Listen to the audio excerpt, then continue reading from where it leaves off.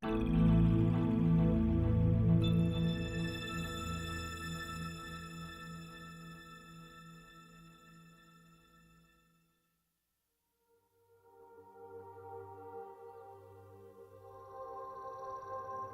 wasn't like we knew the ropes going into Riven. The world was just so different. We were kind of like we were stumbling around trying to find a style for this thing.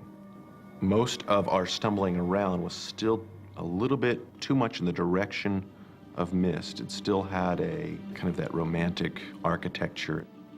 We were determined to do something better than what Myst was. We just wanted something that was more dynamic, more alive. Riven became much larger than what we could have imagined.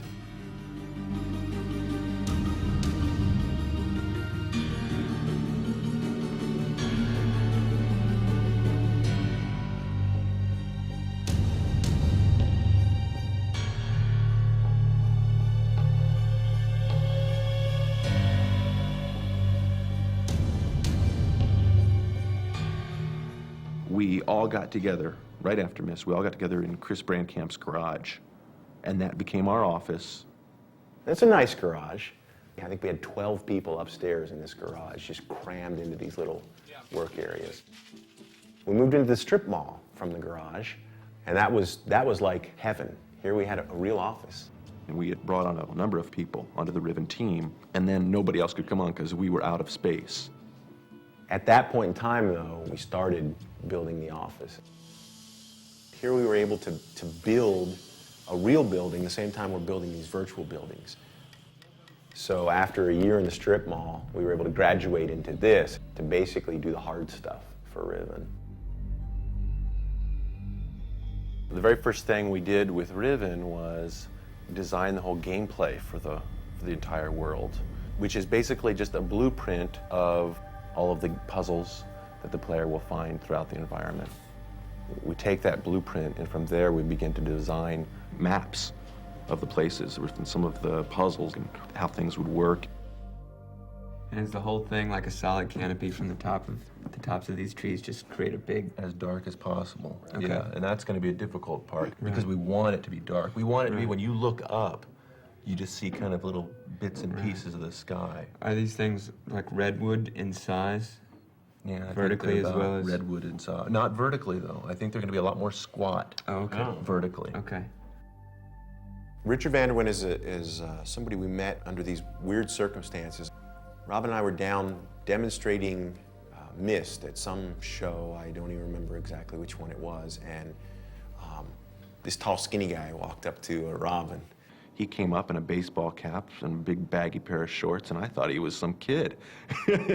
We found out he had worked for Disney and ILM and had been had played a large role in the look and feel of Aladdin. The design sketches he had done were just phenomenal. I couldn't believe it. They were just on target. It was incredible. It had a level of depth that was the stuff that interested us.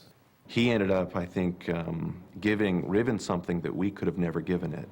It was just another voice, and a very strong, mature voice with a lot of talent that was saying, hey, why don't we try doing it in this direction a little bit? Why don't we just kind of push it? What we're proposing is that you link to this age, and what you see when you get there is right in front of you is this gate, and there's this big sort of lake with canyon walls all the way around. It's at nighttime with the moonlight. The moon is out. Okay. And in the center of this body of water, there's a little rocky island and a big sort of dead-looking tree, perhaps, on top of which they have constructed this gigantic adobe mound, sort of like a wasp's nest looking thing. After he came, he imbued the whole project with a flavor that was a bit more edgy and strange and odd. It wouldn't have been as cool if he hadn't been around.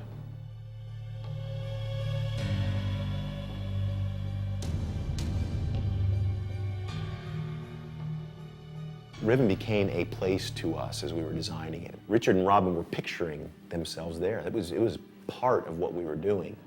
Our attempt was to make elements in the Riven world look old and used and broken in. Because you see a lot of computer-generated art that looks plasticky or new or somehow strange. It doesn't look real. We're used to weathered things. That implies reality.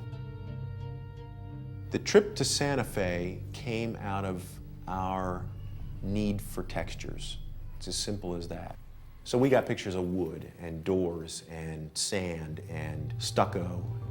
We wanted to take a lot of pictures of, a lot of nice adobes and woods down there. Very old, kind of weathered wood doors and things like that. So we could map them onto our geometry. The huts, the village huts, those are all Santa Fe textures. Even the village doors, all from Santa Fe.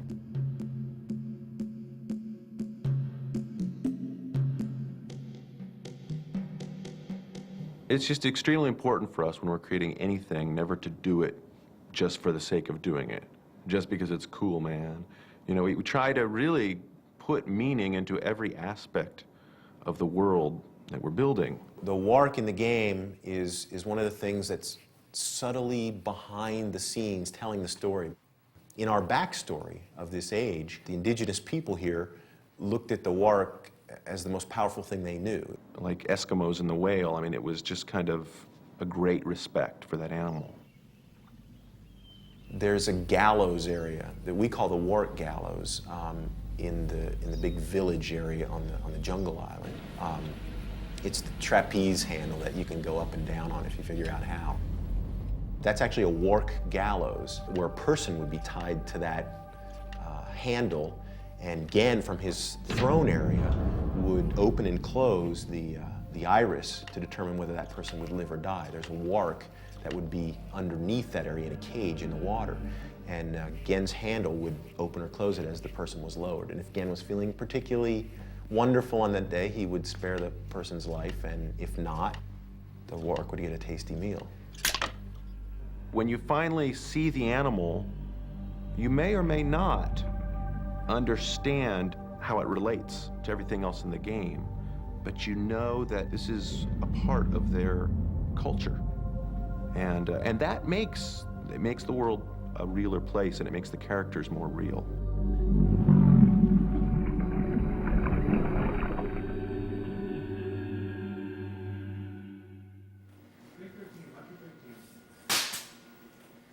How's it going so far? Today, when we get done, we'll be done with yesterday's schedule. Does that tell you anything? No one here had any experience with dealing with actors or casting or costumes or blue screen. The live action was something that was new for us, for Riven.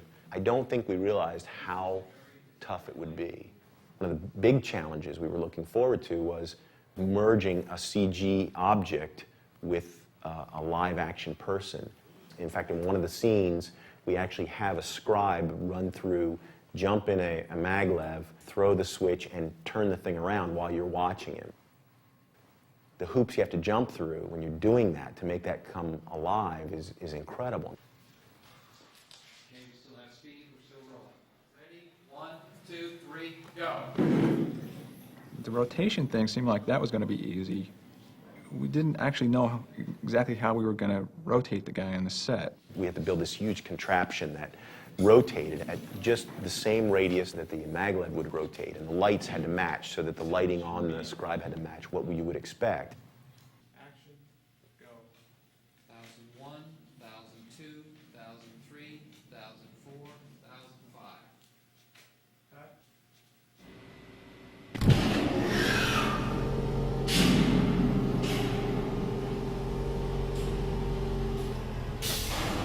It ended up being, from our point of view, a very spectacular effect.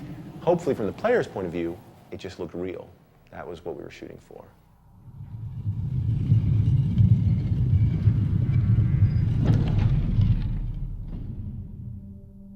The gate room started out with nothing in it. It was just a very cool puzzle.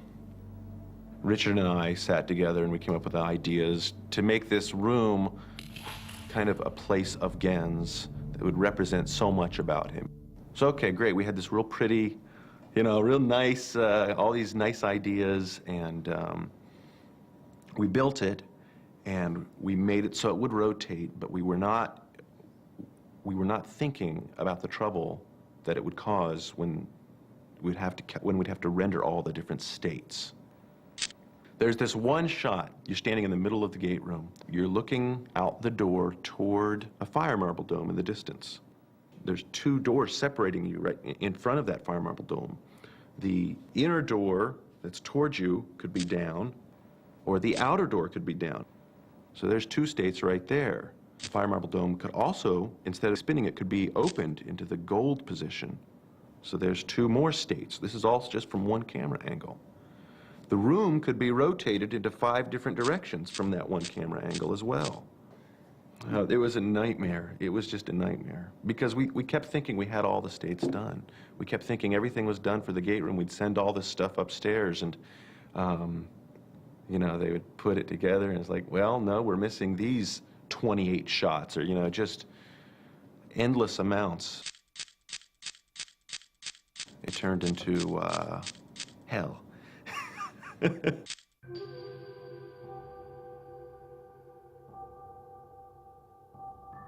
One strange thing about making a world like this is that there's no sound to it until you're done. We had made these animations basically with a deaf ear. We didn't know what these animations were going to sound like. We had ideas for what they were going to sound like, but when the sound is put into them, it really makes them real. I mean, it makes them come alive for us.